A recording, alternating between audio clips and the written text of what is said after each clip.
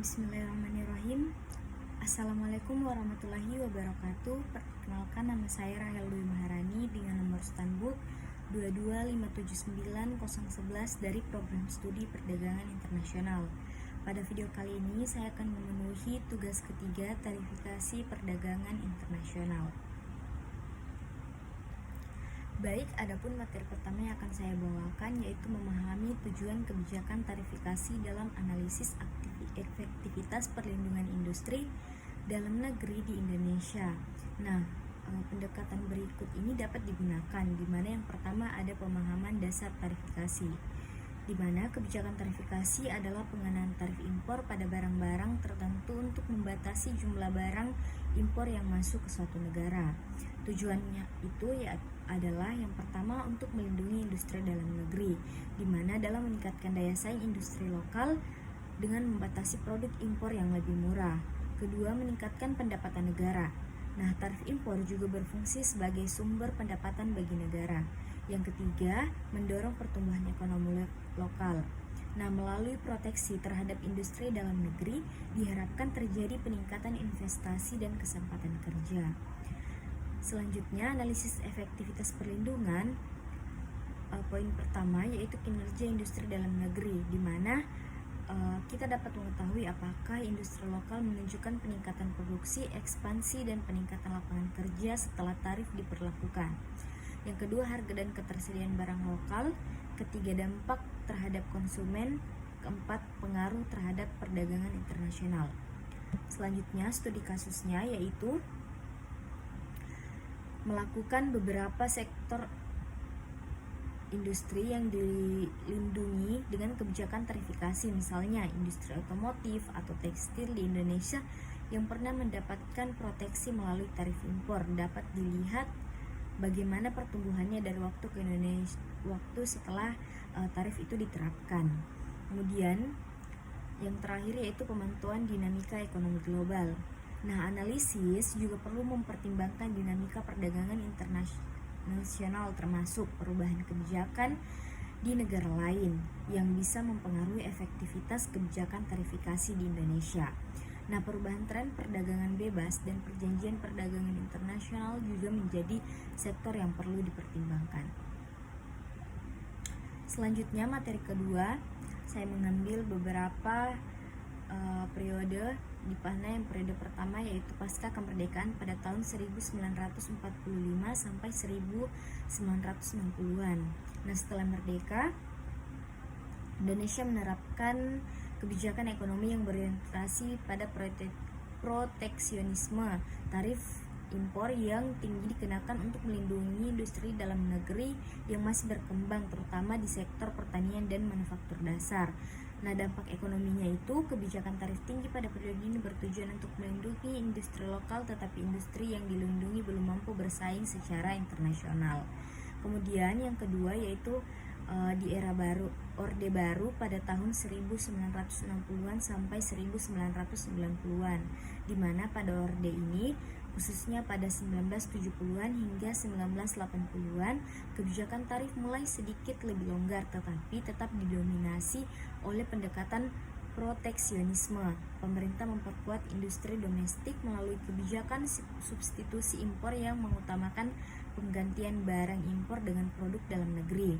Dampaknya bagi ekonomi yaitu munculnya industri-industri strategis seperti tekstil, otomotif, dan makanan olahan. Namun kebijakan ini membuat ekonomi Indonesia tidak terlalu kompetitif di pasar internasional. Kemudian yang ketiga, liberalisasi perdagangan, yaitu pada tahun 1990-an sampai awal 2000-an.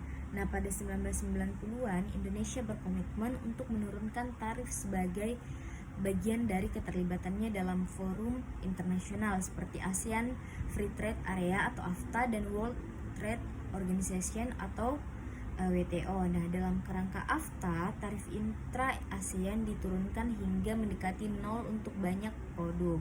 Nah, dampaknya bagi ekonomi yaitu penurunan tarif memperkuat sektor ekspor, terutama di bidang pertanian, perikanan, dan manufaktur. Nah, industri tekstil, elektronik, dan kelapa sawit mulai menonjol sebagai penggerak ekspor Indonesia. Selanjutnya, krisis ekonomi Asia pada 1997 sampai 1998, di mana menyebabkan resesi besar di Indonesia.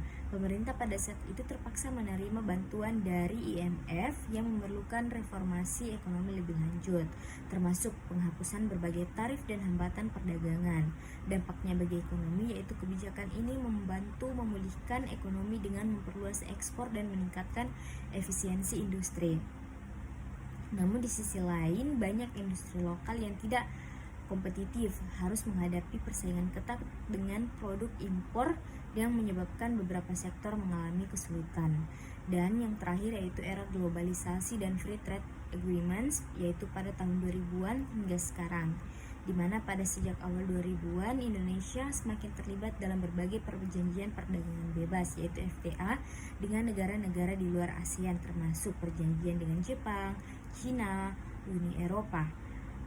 Kebijakan tarif semakin dilonggarkan untuk menarik investasi dan meningkatkan daya saing industri. Nah, dampaknya bagi ekonomi yaitu ekspor Indonesia terus meningkat, khususnya di sektor kelapa sawit, batu bara, dan produk elektronik.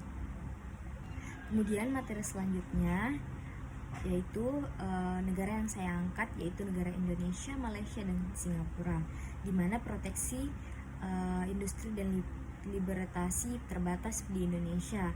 Nah, tarif rata-ratanya itu Indonesia memiliki rata-rata yang lebih tinggi dibandingkan Malaysia dan Singapura, terutama pada barang-barang konsumsi dan produk industri.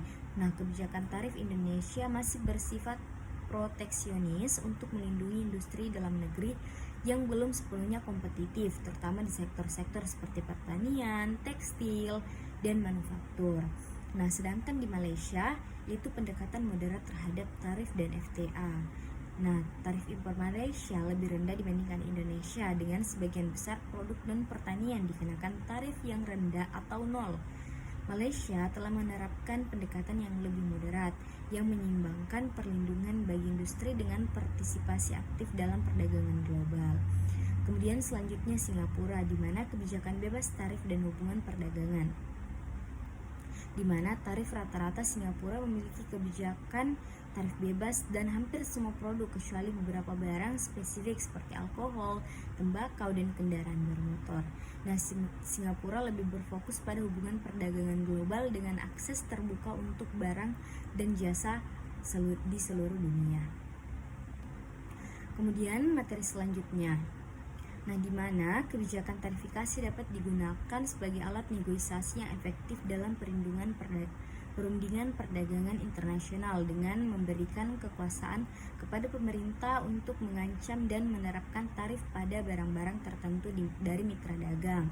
Nah, hal ini dapat memberikan tekanan pada mitra dagang untuk membuat konsensi dalam negosiasi, seperti mengurangi hambatan perdagangan atau meningkatkan akses pasar. Contoh konkret bagaimana kebijakan tarifikasi dapat digunakan sebagai alat negosiasi yang efektif yaitu kasus Amerika Serikat melawan China pada perang dagang. Nah, Amerika Serikat mengenakan tarif pada sejumlah besar barang yang diimpor dari China untuk mendorong China membuat konsesi dalam negosiasi perdagangan. Hal ini memaksa China untuk menurunkan tarifikasi dan membuka pasar mereka lebih luas kepada produk Amerika Serikat. Nah, secara keseluruhan, kebijakan tarifikasi dapat digunakan sebagai alat negosiasi yang efektif dalam perundingan perdagangan internasional dengan memberikan kekuasaan kepada pemerintah untuk memberikan tekanan pada mitra dagang untuk membuat konsensi dalam negosiasi. Namun, penting untuk dicatat bahwa kebijakan tarifikasi juga dapat mengakibatkan kenaikan harga barang untuk konsumen dan resistensi dari mitra dagang, sehingga harus digunakan dengan hati-hati dan dalam konteks yang lebih tepat.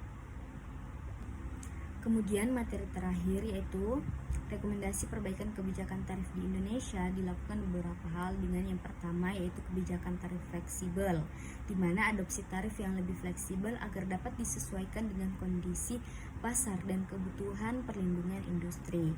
Kedua, dorong inovasi dan daya saing, di mana fokus pada investasi dalam riset dan pengembangan R&D serta peningkatan keterampilan tenaga kerja untuk meningkatkan daya saing. Kemudian, poin yang ketiga ada keterlibatan dalam perjanjian perdagangan, di mana tingkatkan partisipasi dalam perjanjian perdagangan internasional untuk memperluas akses pasar dan daya saing produk. Yang keempat, transparansi dan konsistensi. Nah, tingkat transparansi dalam penetapan tarif untuk memberikan kepastian bagi pelaku usaha dan meningkatkan iklim investasi. Yang kelima, ada evaluasi dampak kebijakan. Nah, lakukan kebijakan berkala terhadap kebijakan tarif untuk menilai dampak terhadap industri dan ekonomi secara keseluruhan. Yang terakhir ada fokus pada sektor strategis, di mana identifikasi dan dukung sektor-sektor strategis yang penting bagi ekonomi Indonesia dengan kebijakan tarif yang tepat. Baik, itulah tadi materi yang dapat saya sampaikan. Apabila ada kesalahan kata maupun informasi, saya mohon maaf sebesar-besarnya. Wabillahi taufiq wal hidayah. Wassalamualaikum warahmatullahi wabarakatuh.